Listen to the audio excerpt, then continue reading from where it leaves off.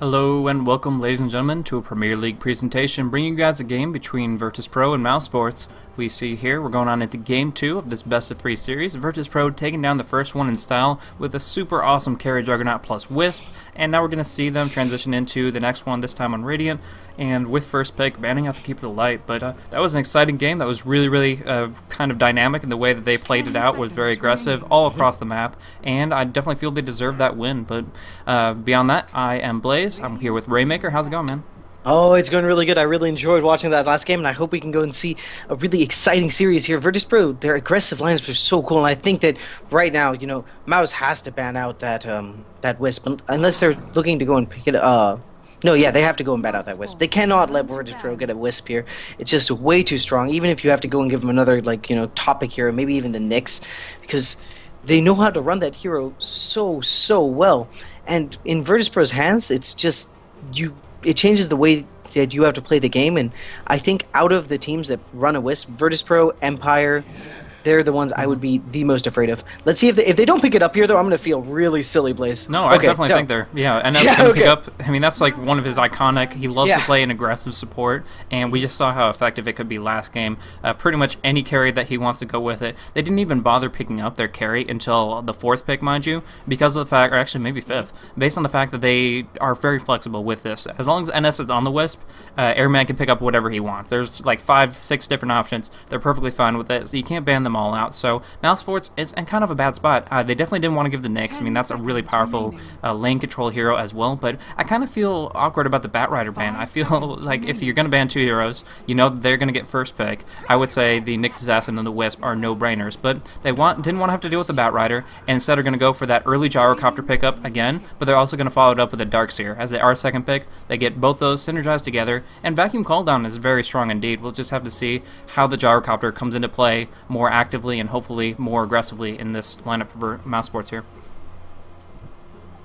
Yes, I think that if you have that Gyrocopter with the Darkseer, you're probably going to go and put more farm priority on the Gyrocopter because you have such good setup for his flak cannon that it just seems more reasonable to go and give him a little bit more items. But there's the Lifestealer.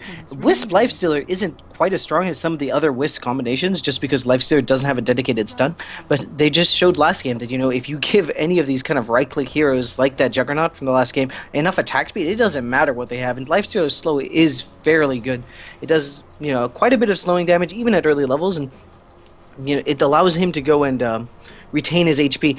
And alongside Wisp, with the Wisp burst heal from the tether with that mechanism with a bottle, it's going to be fairly difficult to kill the Lifestealer between his natural feast, Rage, Wisp heals.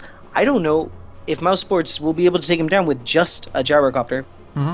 And along with that, Lifestealer being so based on attack speed, that Feast will proc over and over and over. If you look at Gyrocopter's standard early game items, he'll pick up things like Treads and BKB, maybe a Magic Wand or a Drum of Endurance. Those kinds of items have a decent chunk of strength, which the more attack speed that you're working with there, you're going to be able to just chomp away at that, heal up that HP for yourself, and bring down the enemy really quickly. So up against a hero like Gyrocopter and Luna, who both build some durability early on, and a Darkseer who's naturally tanky, that really sets Wisp up to dish out a lot. But of course, Mouz Sports kind of going for a similar lineup to what they did before. With the Gyrocopter and the Luna, they're going to be able to secure their late game rather effectively. The question is, can they get there? The last time it was just too much continuous pressure where the gold advantage kept on going the way of Virtus.Pro, and they really couldn't keep up with their late game carries. So although Gyrocopter is pretty solid in the early game, do you think their lineup right now is going to work if the vacuums aren't there?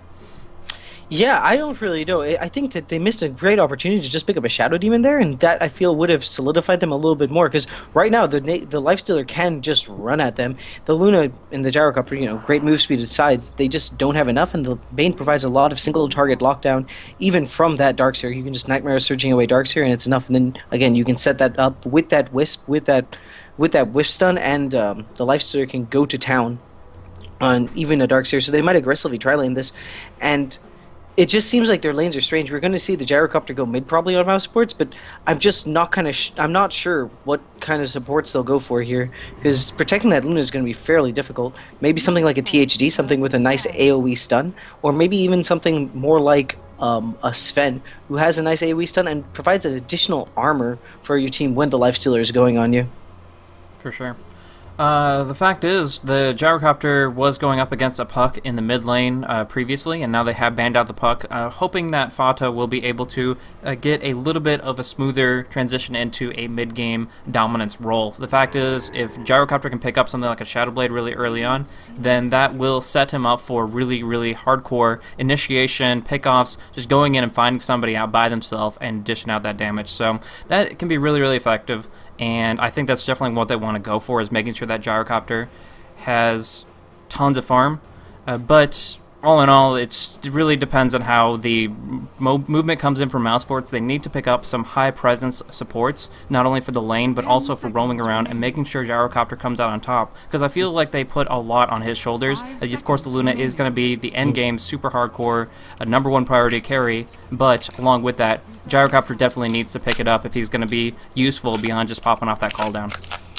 Yeah, I'm very curious to see how Mousesports is going to round out their lineup, but I think you are right. Perhaps we'll even get to see, one hero that might fare very well in Mousesports' lineup that's a little bit undervalued right now would be that Vengeful Spirit. They do need that single target stun, while the range isn't very high on Vengeful Spirit, so not quite as effective a lane support as others.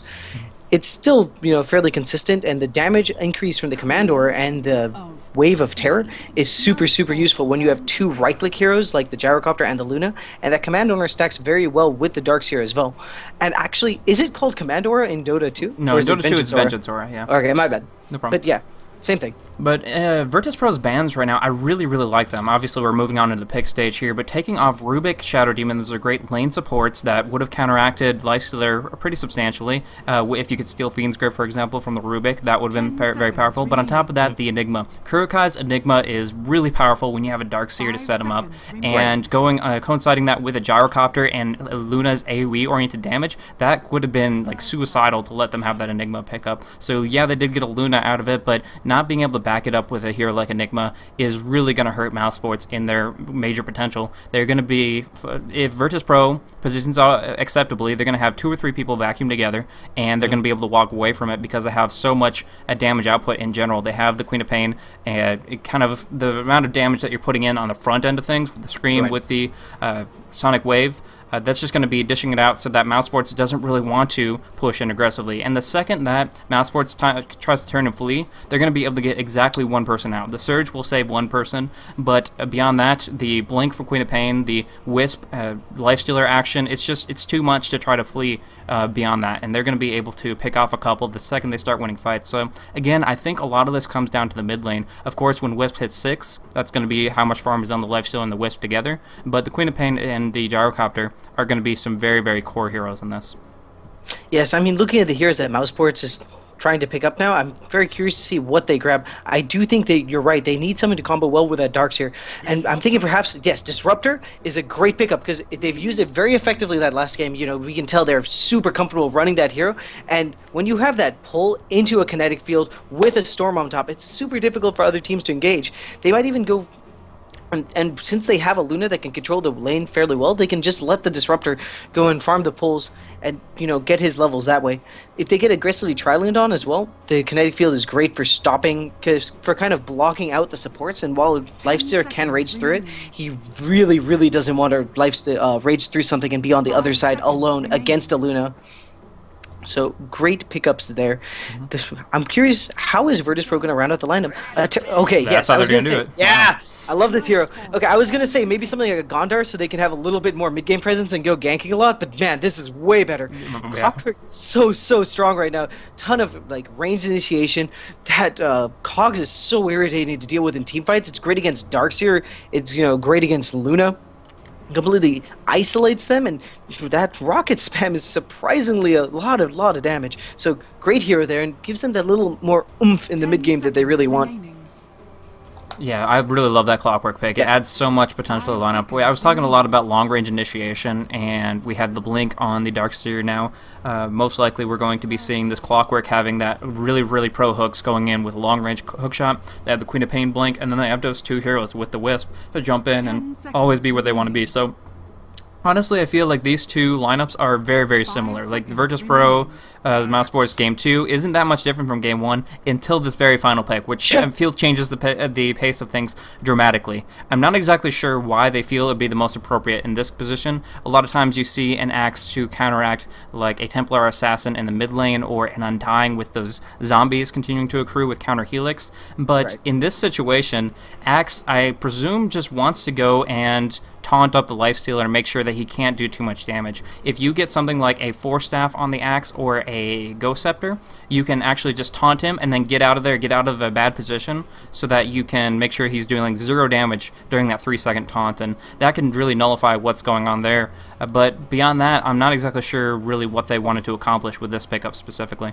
Allow me to go and show you how completely broken this can be in the right position. With a Darkseer on your teams, if he goes and gets a 3-man vacuum, that's a 3-man time that the Axe is going to be able to taunt them. It's kind of like a build your own Enigma. It's not that it's great a cooldown, but Axe provides a little bit more utility as well. And, you know, imagine if he's able to pick up, like, even just 2 supports, right? Like, there's a double vacuum on the Wisp and the Bane, right? The Axe goes in, taunts both of them. That's just great setup for the rest of your team just to go and land a call down as well. And then his Battle Hunger is going to shred this Wisp. They're not going to be able to stay in fights well. If they hits 2 Battle Hungers on the Bane and the Wisp in fights, both of the supports are just going to have to run away because there's a ton of incidental damage. Between the Glaives, the random not split shot, sorry, flak cannon from the gyrocopter, you know, whatever illusions come out from the wall, the supports on the Radiant team having a hard enough time, they're not, the Battle Hunger is just going to tip it over the edge, and I think this is actually a very smart pick. Yeah. Axe with Darkseer is super cool too, and if against a Nyx, his Feast is going to go and if he so Axe normally a Blade Mail is a little bit inefficient because your Berserker's Call gives you a ton of armor, but you know with Nyx, his Feast is going to just do enough damage anyway that I think it's going to be fairly relevant for him to even get that item. Sure. Yeah, I mean, it's pretty much a pseudo Enigma, pseudo Magnus. It's going to be able to farm not nearly as fast as Enigma, just going for a large amount of points in the demonic conversion. But nevertheless, if he doesn't get ganked up too much, does his timings well, I think Axe can get some good levels pretty decently, move in towards some mobility-oriented items, and then, yeah, he could really, really set up for exactly what you're talking about there. They really wanted some large disable, that's why the Enigma band came out, but Kurokai going to play this the exact same way. Vacuum on top of the taunt, and followed up with tons of damage coming out of Luna and Gyrocopter combined. So if they can break out of the laning phase with this and stay even on net worth, I think that they are going to be in a really, really solid spot moving into team fights, but they really have to make it happen. The synergy between PAS and Kurokai has to be like perfect in order for this to really come into its own. Yeah, just hold on one second. I'm having further technical issues. I'm going to hang up and call again, and hopefully this will be the last time today. Sure.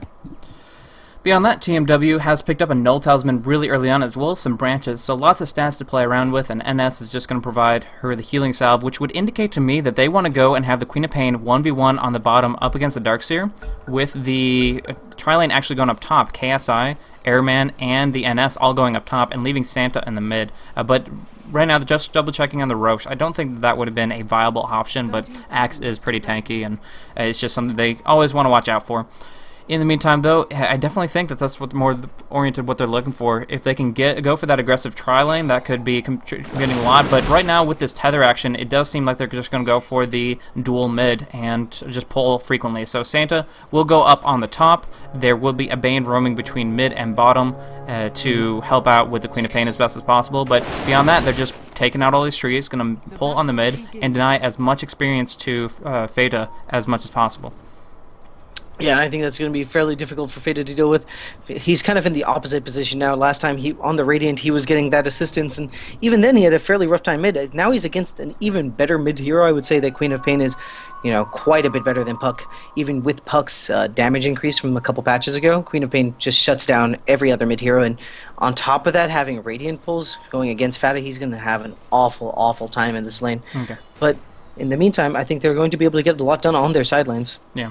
I had a bit of a miscall there. I don't know why I thought that they would be switching up the lanes, mostly because they pulled so much to Queen of Pain. I talked about how core it is and important it is for tomorrow to be able to move in towards some higher levels, higher gold, but the pulling of the salve will really set Queen of Pain to have a huge amount of last hit compared to this gyrocopter and be able to pretty much contest any one of these last hits and denies and stay on top of it that way. On top of the fact that she has really solid push with the Scream to control runes, I think that TMW is going to have a really nice time on the mid there. I thought they might be switching up the lanes completely when I saw Queen of Pain heading towards bottom, but it was just kind of a little bit of fake out there. KSI going to be pulling in towards the mid, and with the right timing, yeah, these nulls will be aggroing at least one creep here. Not everything, though, unfortunately, but it works out all in all. And in the meantime, Santa's getting some decent experience. Looking at that 200 experience per minute compared to the two supports, which aren't leeching anything whatsoever.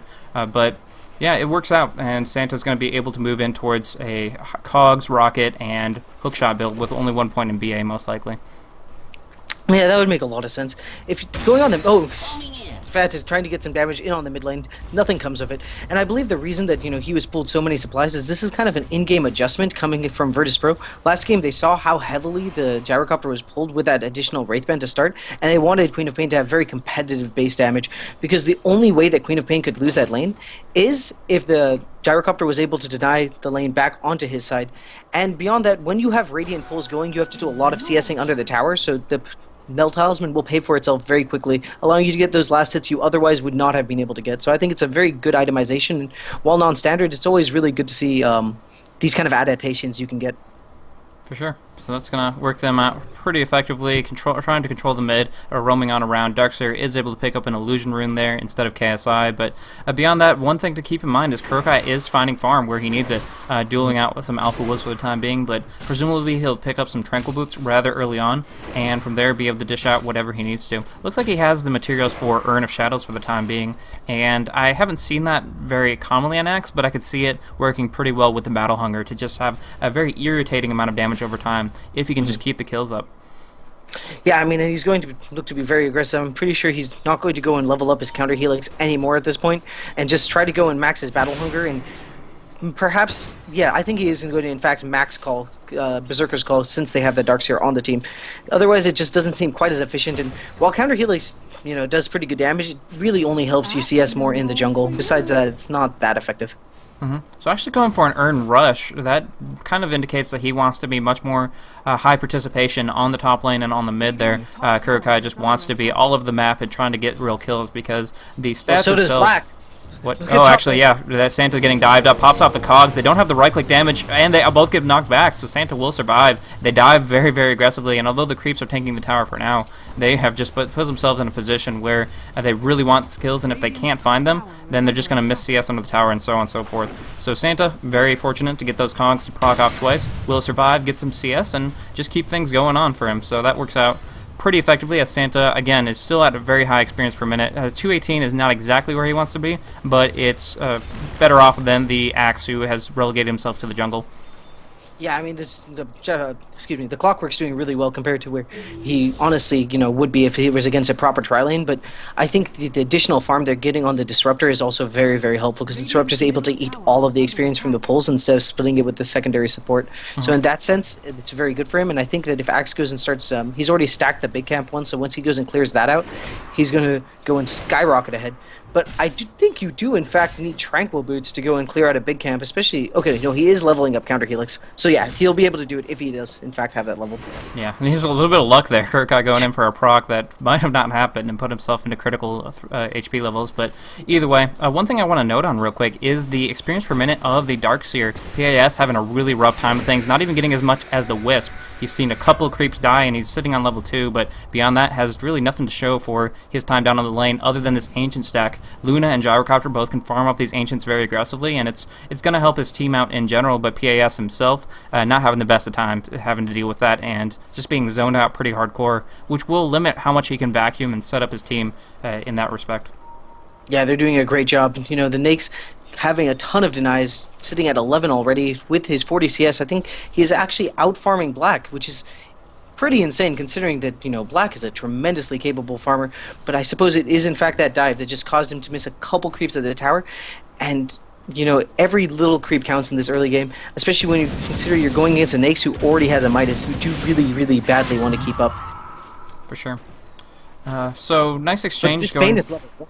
No, the mid lane has a lot of damage going back and forth one way or another, but it looks like the bottle crowing is happening pretty frequently. Fata has his filled up to full and is going to try to contest the 6-minute rune as quickly as possible. The same thing for Queen of Pain, essentially, but has it coming a little bit slower and might not get it in the timing that she's looking for. Yeah. I think that it's going to be, you know, if they both have vision, so it seems like they're camping the runes, and Queen of Pain is in fact going to not be able to get it, even with that blink. Yeah, good coordination from Mouz. Yeah, look at this Bane. This Bane's sitting at level 1. Like, I don't know how this happened, but they spent so much time keeping the Darkseer down that they've basically kept the Bane fairly useless. Bane's a hero that very badly wants at level 6, and more than that, you know, really wants to get about level 11. All of their spells are very good, and you want Enfeeble against a team with a Luna and a Gyrocopter. I'm not sure if this is a worthwhile trade.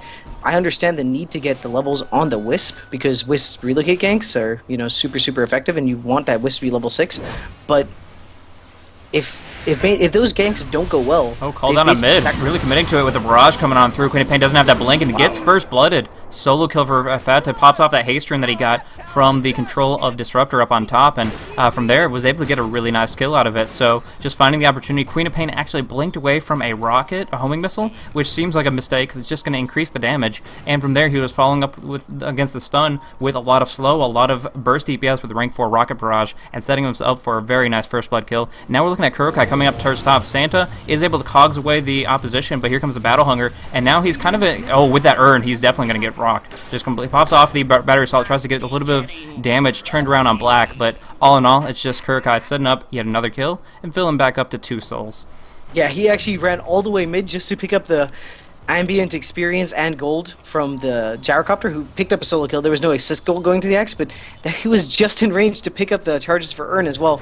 And I think that's actually what sealed the deal, because while the Clockwork didn't have cogs up anymore, and it looks like on mid lane he's getting even more damage on that Queen of Pain. Just keep on harassing. She has a decent amount of HP to work with, and rank 4 Scream can help her last hit, but in this position she just kind of has to fall back because PAS as well as Fata is there. And I gotta say, Kurokai is already having a lot of presence come on out, and even like a refresh Battle Hunger, Kurokai diving in from behind is going to try to flank in on there. If they can get vision on her, I mean, looking at Dire Vision right now, they don't see her for the time being. She is going to be able to hide in the trees, and yeah, for that reason, he's not going to be as aggressive as he needs to be to bring down the kill. In the meantime, Wisp transitioning in, only level 4 though, and I gotta say, TMW plus NS, it's not really going to net many kills. There is the bottle available, which could help them out a bit, but all in all, they really need to be looking at this Kurokai, his positioning, and try to counteract that. Yeah, and it seems like the Dire supports cleared both of their cleared that medium stack, and were able to get some experience on the Bane, and he's finally at level 3. They do want they do want him at more levels. So popping up call down, there's Barrage. He doesn't have the tether just yet. Looking for his allies. He gets over to the Bane and will be able to survive. Now TMW and Fata dueling it out. That is a short cooldown on the Rocket Barrage, but a quick blink will keep the Queen of Pain in a good position to fall back from there. But Fata now in across enemy lines, burning down a creep, but now Santa comes out with Battery Assault, trying to cogs him in, and manages to do so. Wisp popping off some spirits to bring him down really quickly with that Brain Sap. Easy kill, all 4 contributing, and with that, a lot of assist gold coming for the entire team. Yeah, and Kuroki's now in a pretty terrible spot. He doesn't have his boots, and if he doesn't get a little bit lucky here, he's actually just going to fall basically for free. Yeah, can't do much more than that. He is only level 5, and Shadow Strike on down, too slow, bursted, and TMW just walks away with another kill. So 2 kills for essentially free. It was just aggression coming out of Fata and Kurokai. It paid off at the beginning, but now they're just overextending themselves just a little bit, and unfortunately making it so that they're going to fall behind. In the meantime, the carries just continue to farm. Luna just a little bit behind, currently sitting at 69 compared to Lifestealer's 81. So Airman doing a really good job staying on top of the things, and the fact that he has a Midas and Luna does not really is putting himself in a position where, although he's not as combat ready immediately, he will get a lot of return of investment from that, like 5 minutes, 4.5 minute Midas, whatever it was. He's getting a lot out of it, and we can see that on him topping out the experience per minute as well as the GPM. Yeah, but I feel that this is going to be the moment where Mouz is going to make a play, perhaps for Roshan. With Lunar Blessing almost maxed and drums about to fly in for the Luna, they have a ton of teamfight presence. But if these kind of pickoffs keep going on, yeah, it looks like they just got a little bit greedy. I believe that was a regen rune. Yes, indeed it was. Fata got a little bit greedy for a regen rune and just ended up paying for it with his life. When you're going against the Queen of Pain, who's gone for that max green build, it's a ton. Oh no, it does look like he went for a secondary point in Shadow Strike. Yeah, but with that max green, yeah, it's just too much damage to deal with. Especially if you're kind of gambling on getting a regen rune. In. The brain sap with that last right click from the tower will set up for Ats to drop down, and Black just has to run for the hills. He does have a lot of moves. He tranquils. Oh, popping off the Eclipse, turning it around. KSI getting finished off before he gets a chance to retaliate, and without a hook shot available from Santa, they can't really close the distance to bring him down. Now that Fata is up there with the homing missile, popping off the cogs to force him back once more. Santa doing a really good job with that, but with the Lucent Beam and homing missile, he's going to take a lot of damage here. Rank 1 missile, though, so he will survive. And call down to try to finish it off. There goes one strike, but they need the second, and it's not going to happen. Just barely. So, nice commitment, but it's not going to net them a kill in the end. Just forcing Santa back for the time being. And they're going to try to put pressure on the Tier 1 tower up top, presumably. Yep, and in the meantime, their Darkseer is finally getting the farm that he so desperately wants, and I think it's going fairly well for them. They're not able to go in the end get the tower, and I don't think that... Yeah, Skroki's in a pretty terrible spot here. If that's the Bane. Okay, no, it is in fact... Oh, wow, Team W going to finish him off. Yeah, really good pick off there. And now they can go pretty much wherever they want. Rank 3 Blink, enabling Queen of Pain to go very, very aggressive. And even with that Battle Hunger, not taking too much damage, being able to survive for the time being, and just dishing it out. So that means that she can go aggressive. With the cooldown on Eclipse, Luna isn't in a position where she can take a fight. The advantage she has right now is the nighttime. With her Lunar Blessing, she does have 1800 night vision, and nobody on Virtus.Pro has anything to contest this other than the Clockwork Rockets, which of course provide vision. So all in all, she does have a nice position just in the jungle at nighttime, but Ats is in a really bad spot, and she should have popped off the glimpse immediately, but unfortunately didn't manage to do so, and now it's just going to get finished off really quickly. So looking at KDA, 5-1-0 for TMW, doing so strong right now, and actually moving in with that haste, wanting to put some pressure onto Fata, but he is turtled up under the tower rather effectively for the time being. Yeah, I mean, I think recently, throughout the entire Premier League, we've seen games basically being decided on which mid is able to be more aggressive and get more work done from their lane. Fata has been trying to be very active on the map, but his ganks have just been going a little bit sour, and great rotation from both the Wisp and the Bane have kept Fata down, and now it's starting to go snowball a little bit away from them. If this Queen of Pain continues to stay big, they're going to be in for a really rough time. On the plus side, Black has farmed, as expected, incredibly, and once he gets his BKB, I think he'll finally be in a position to be a huge presence on the map. Absolutely. Along those lines, it looks like your Gyrocopter will have some good items of his own, but nothing like a BKB. It's a bunch of the smaller things like the Wraith Band and Magic Wand and such to pad his stats a little bit and survive that quick burst coming out of Queen of Pain with the combo of her ultimate and Scream. But with that rank 2 Scream, it just dishes out so much that even Fata, without any support, is going to have a rough time of things. But just getting bigger and better items on him, he has the potential to rank up his call down. His agi gain is at 2.8, so plenty of different solid scalability terms to look into there as he moves in towards later stages of the game. But I gotta say, the individual I'm most impressed with is PAS. He was level 1 for such a long period of time, and even level 2 for even longer. And now that we're looking at it, he has actually outpaced the Clockwork as far as experience, and that is really just setting them up to dish out a lot when the vacuums come into the Berserker's Call. But unfortunately right now, Axe not leveling up the Berserker's Call for the time being. It means that they are a little bit limited in their team fight, but once he starts leveling up, and of course the vacuum moving up towards level 3, level 4, that's when they can start committing to big fights and engages that I think they can actually come out on top of. Yeah, I think that what they want to do is get a little bit more golden experience on Kuroki right now, and I understand the reasoning here. They want to be able to. He needed to be able to clear out this big camp. That's going to be the primary source of his farm and allow him to get back in the game experience-wise. And with that, he'll also be, a pretty decent chunk of the way to his dagger if he decides to go that route. He's sitting at 600 gold now. I would be fairly surprised if he went for an item before his Blink Dagger, because they do want that to be able to set up Darkseer, plus that Blink. Looks like they are trying to defend bot lane. I'm wondering if they're going to go and send anyone else to contest this, because Darkseer will not be able to do it alone. He's relying on the invisibility to get the surprise factor, but he doesn't get it, unfortunately. Airman taking the last hit. And now that Tier 1 is down, Airman's no longer as tied to the lane as he was, and NS has that relocate available, which is just, I mean, if you throw in the extra damage of the Spirits, they can easily take down most of their opponents really quickly. Yeah, I mean, it's just... Now it's in a really dangerous spot. As soon as you start losing towers against a Wisp lineup, the game gets super difficult. However, they are in a pretty decent position. They're looking to try to make a go on things, but Fata is very low-leveled from for what you would consider to be a mid-lane hero. And if they don't, I think he's a little bit too squishy for them to go and try to do something like this. If there's any opportunity for a counter gank or, you know, perhaps even just a Fiend's Grip, they're going to get quite dead. Yeah, so they pull in Boots the Glimpse into the... What happened there? I'm not... He raged out. Okay, yeah, disabling that. It's kind of a surprise for me. But yeah, obviously the rage, nullifying that, completely forgot about it for some reason, and keeping him alive. If he got locked down in that kinetic field, he didn't have anything to go into as far as Infest goes, and he just, wasn't able to escape from that. So, slipped my mind there. But yeah, that was effective enough to fall back from that position, and that's why you generally don't want to put the Glimpse onto the Nakes. You want to look to put it down on the Wisp, but if you don't have him perfectly in the Static Storm, he still will be able to tether out. As we saw last game, there is a small time period where you can cast before that silence takes effect, and that's the timing where Wisp needs to be able to cast that and try to use it as kind of a pseudo blink. Yeah. In the meantime, the Queen of Pain managed to go and get mid tower, and it looks like she's going straight for a Hex. I think that's a great decision. They already have a ton of single target focus, and the Hex is only going to make that worse. And if they're able to go and Hex this Luna after her BKB's over, or before, if God forbid, before it procs, then that's basically a one-team fight. That's the only hero they need to be worried about on the Dire team.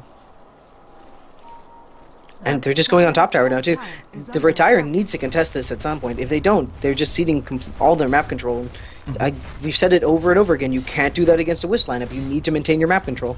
Yeah, and not only map control, but a lot of gold on the board right now. They're already up 5k, so with that tower adding in about an extra 1,000 on top of that, they're going to have a huge advantage to start steamrolling with big items.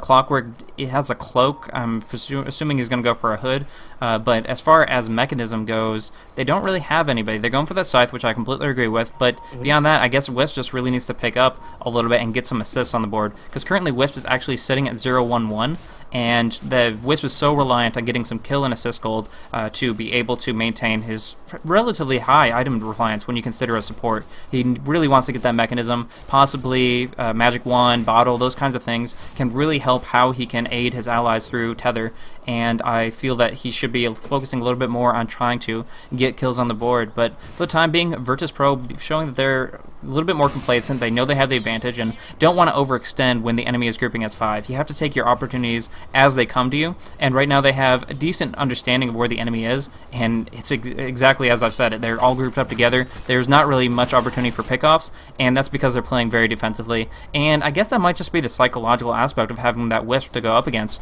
right here. Actually, KMW taking some damage, but with the Glimpse, not going to. Yeah, it's just going to put him into a position.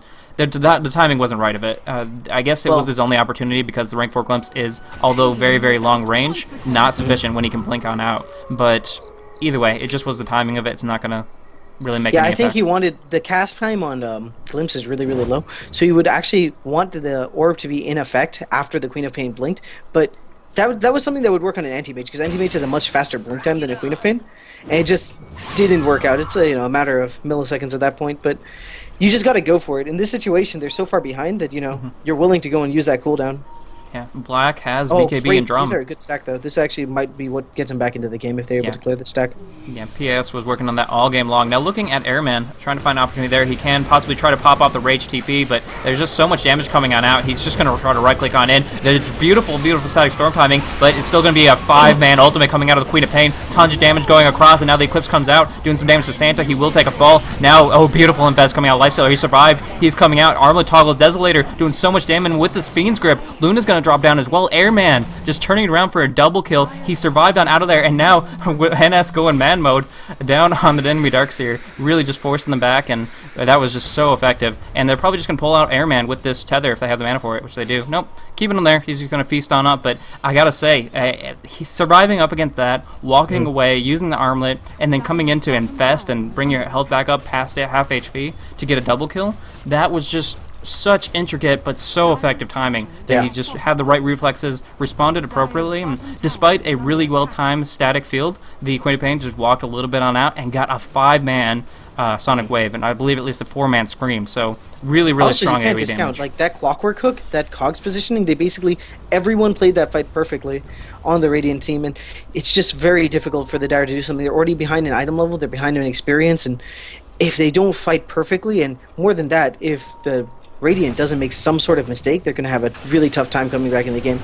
Oh, it seems like they're going for another pick, but just not quite able to make it, and I think that even this rocket's not going to help out at all. No, Armlet at the very least could keep him alive even if he was in critical HP, but all in all, it's just he was able to rage out any glimpse, and it's a great pickoff for when a Wisp comes out to play and tries to relocate up. It's a great defensive mechanic in that way because you can just send one of the two away, but it's not been really effective in the way they intend it to be because there haven't been any relocates that I've seen. Like the first relocate that I recall was down on the bottom lane there in that fight, and that wasn't to find a pickoff, that was just to get into the fray. So I think that interestingly enough, the Guardian Wisp is forcing the enemy to group up, and that's it. It's just a psychological aspect, and from there, just letting Airman do his thing. Let Queen of Pain just rampage on through with that powerful, powerful rank 2 Sonic Wave, and there's not really much that Mouz has done to contest it just yet. But as we said in the drafting phase, the Luna plus Gyrocopter combined together, if they can find the farm, will still be able to easily contest this Lifestealer, but Guardian Wisp on top of that, if he can survive with a rank 4 overcharge continuously ongoing, that is just going to make it so that even them, if they're even slightly behind in farm, they're not going to be able to stand up against this Lifestealer here. And on top of that, Nyx can go for an MKB, and both of those heroes are really reliant on trying to get early evasion on top of lifesteal. Big pick on... Yeah, Kurokai is in a terrible spot, and he should be finished just with Sonic Wave. And from there, it's just easy pick off. They have this nice placed ward, the Radiant Ward, giving vision of anybody farming on the Eastern camp and moving towards the easy camp on the Dire or jungle. So now that they don't have control of their own jungle, do they have any way of finding the farm they need to come out on top? I don't think so, but it really comes down to the Radiant's going to have to make a pretty serious mistake at this point if they want to get, if the Mouz wants to really get back into this game, and considering the Queen of Pain already has a Hex, it's going to be more and more difficult. Coming on in, the Clockwork ulti pops him in, beautiful hook there. Oh, nice kinetic field, but he pulls him out of it, pulls him out of the Static Storm just in favor of the Wall of Replica. It could have saved that for a little later. Instead, PAS falls, too much damage coming out, the buyback from Luna, and it looks like there are TPs coming in forward to try to make this happen. They do get the glimpse off, but he's still in a position where he can run for the hills, popping off the open wounds and trying to just rage TP on out. He will get taunted out of it. Pierces on through, and he will be finally dropped down. That is actually his first death this entire game, but the biggest issue there was that team fight could have been amazing, but the kinetic field Static Storm, which hit on 4 people by itself, was immediately vacuumed out of by PAS to pull him into the wall. If he had delayed that a little bit, stayed back, and made sure that he could cast it at the end of it, man, that would have been so devastating for them. The Queen of Pain being glimpsed back on in, too much damage from this barrage, and their homing missile make sure that they'll lock her down. So that was a nice little pick for Mouz, and if they can get the Roche on top of it, they'll be back in it, in my mind, but that team fight still could have gone much better for them.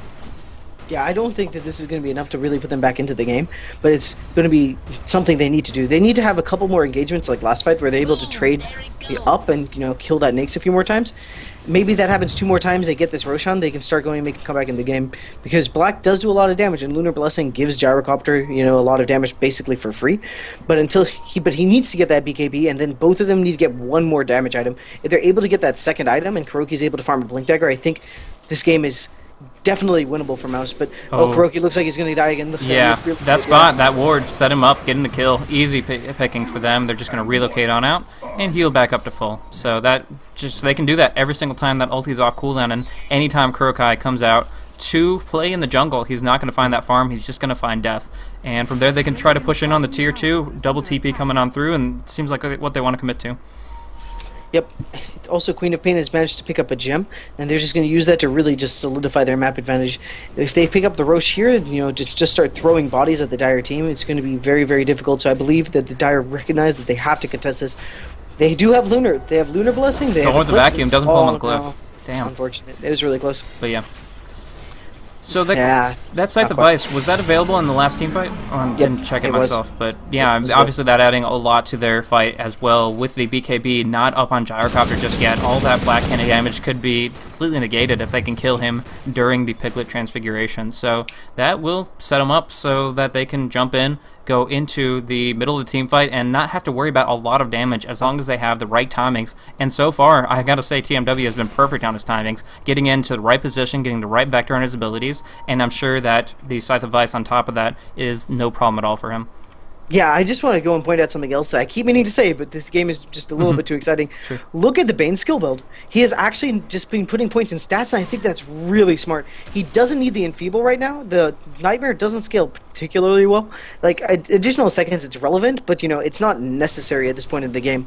He doesn't need to go and keep any of the enemies down for that long, and this allows him to go for that really mobility-based build with the phase boots and drums while still giving him the mana pool to support, you know, spamming that brain sap every time it's up. Also, the amounts of right-click he has, it's not insignificant. With those drums and phase boots, he attacks fairly quickly, and for about 100 damage a pop, it's definitely relevant when you look at these kind of squishier heroes like the Disruptor, and even to an extent the Luna, who is sitting only at 1400 HP. Sure. So, yeah, that is really interesting, but it helps him out with HP, with mana, and I can understand it completely. The Enfeeble is very powerful, but it does have its limitations as well, and right now I think he's just more focused on getting those bigger disables, bigger nukes off, even going with the rank 1 Nightmare at 4 seconds beyond instead of the 7. He thinks that the incidental damage will probably bring him out anyways, and just wants to make sure that if they need the opportunity to pick somebody off and pull them out of position, they have that available. So that's very effective. But another thing I want to highlight on is NS and Airman's positioning. They're always with each other. It's just going with the buddy system, farm, Airman getting a little bit of extra movement speed, extra pair of boots, I guess, to be able to farm up the jungle, but in the meantime, they're always raring to go. They always, if there's any initiation, if Santa finds an opening for a good hook into cogs, they're going to be able to jump in on it and wreak some havoc, that's for sure.